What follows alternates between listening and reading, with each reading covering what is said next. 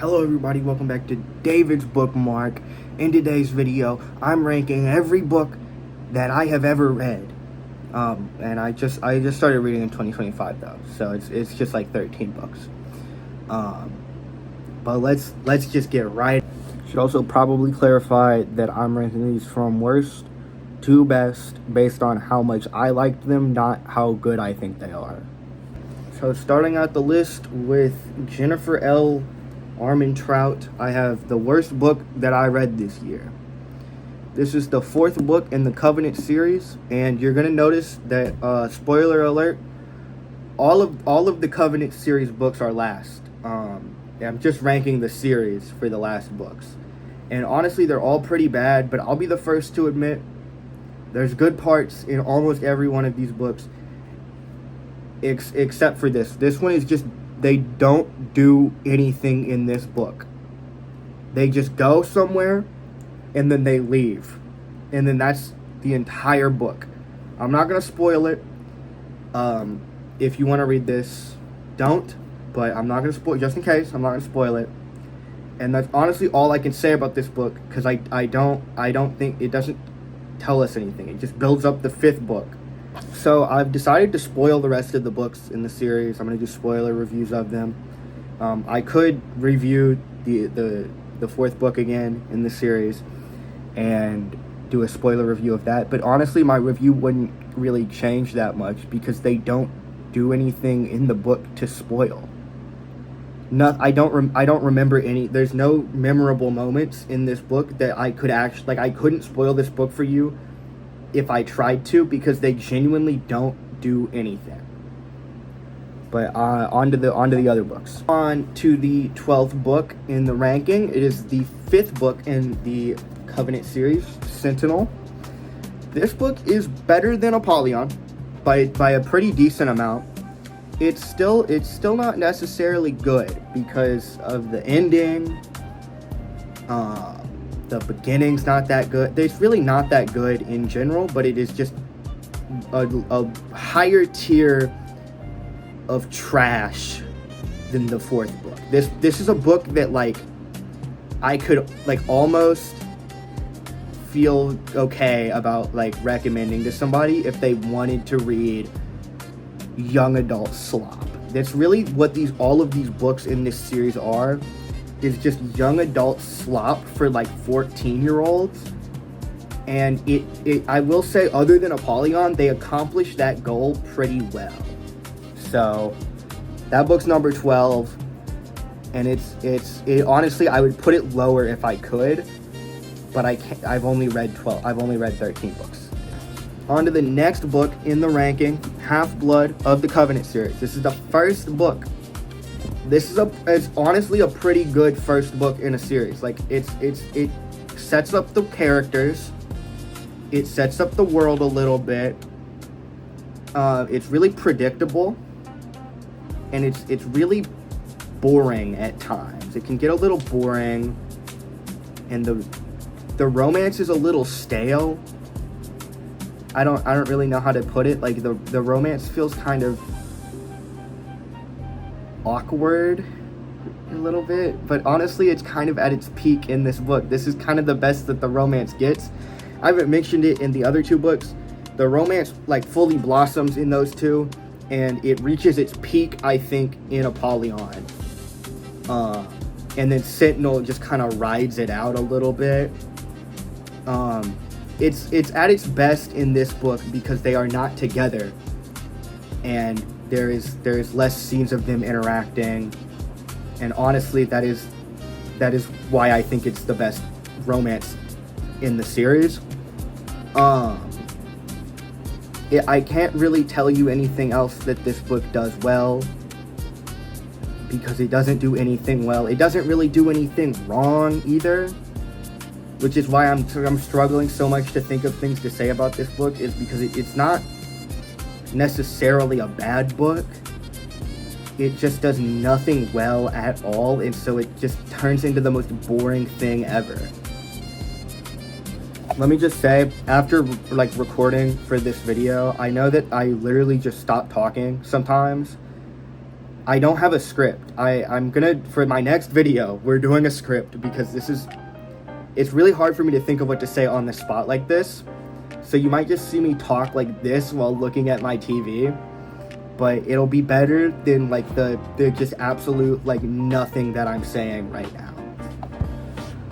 Okay, on to the second book in the Covenant series. I think this is the 9th in the ranking.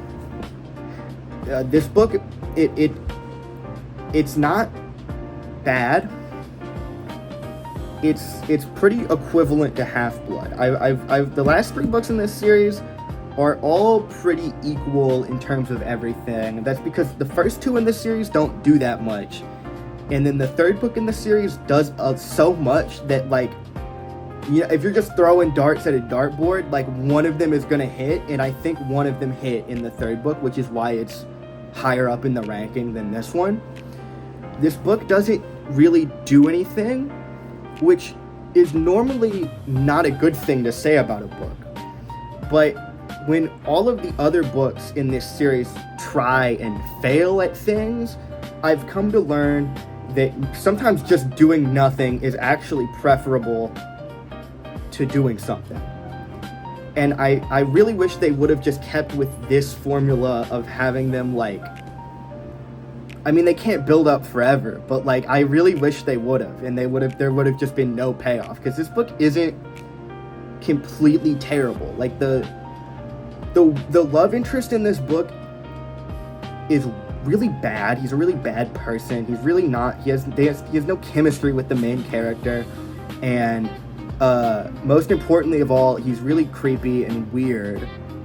But so is the other love interest. And this one at least is a character and has like personality, whereas the other one's personality is that he doesn't have a personality. At least the love interest in this book is like you almost feel like he's a person. Okay, on to Deity, the 3rd book in the Covenant series, and also the best in the Covenant series. They do things in this book. This is one of the only books in the series where I can confidently say they do things. Things happen in this book. They're not always good. They're not always done well. But there is things that happen, and I have to give them some credit for that. But I really can't say anything else because this is just the one where the least bad things happen. There's still some pretty bad moments, like when they kill the main character and then bring her back almost immediately. And then like the ending is pretty bad. They go like the whole thing goes like scorched earth, you know, the world's ending. It didn't feel very like built up to, really. Like at all. But it's not a bad book by any, I mean, no, it is. It's not a terrible book by any means. If you like young adult, like, basic fantasy books, I'd recommend this one. The only problem is I wouldn't, because you'd have to read the first 2 to get to it. Okay, on to the 7th book, Slaughterhouse 5. This is a good time to remind everybody that I am not ranking these based on which one is, like, objectively the best. I think this book is probably one of the objective best books on the list. It just wasn't that fun for me to read. It's a good book. Like, it's a really good book. I recommend it to people. But, like, you know, it's alright, you know. I think it conveys very dark themes in a very, like, surrealist, like, almost lighthearted way without taking away from the intensity of them. But I also think that sometimes it's really confusing. It's not a linear order book. There's the beginning isn't the beginning and the end isn't the end. But it takes place in like 3 different time periods moving at once, and it's really confusing. But I think I kind of got it by the end of it. I think once I finished this book, I kind of understood the themes. So, it's not the worst book I read this year, and it's, I should say, leagues better than the Covenant series. This book, if the Covenant series was like a D tier, this is moving up to like the B. So I want to say for the next 3 books in this ranking, they're all a part of the Hunger Games series, which is a little spoiler. But I've seriously struggled with their rankings among themselves. I think every book at one point in time has been my favorite, and every book at one point in time has been my least favorite. So this is just my like current ranking of them, and it's totally like due to change in the next, like literally like by the hour they change. So we have a little bit of a hot take for my first Hunger Games ranking here. The one I consistently rank as my least favorite is Mockingjay. I think this book is still really good. It's just the worst of the Hunger Games books, because despite how much buildup there is to this book, and despite the fact that there is a literal war going on in the book, it feels like it has the least amount of tension. This is the book that I consistently felt least on edge reading. It feels like Katniss doesn't feel like the underdog anymore, but she doesn't really feel like she's like equal to Snow either. So it's just this kind of awkward middle ground. But this book does a lot of things like really well too. Like the ending section of the book was pretty good. It was pretty tense too. I'll give it that. It was all right. The actual like last chapter of the book, or like the last 2 chapters, because I think the last chapter is an epilogue, was pretty good.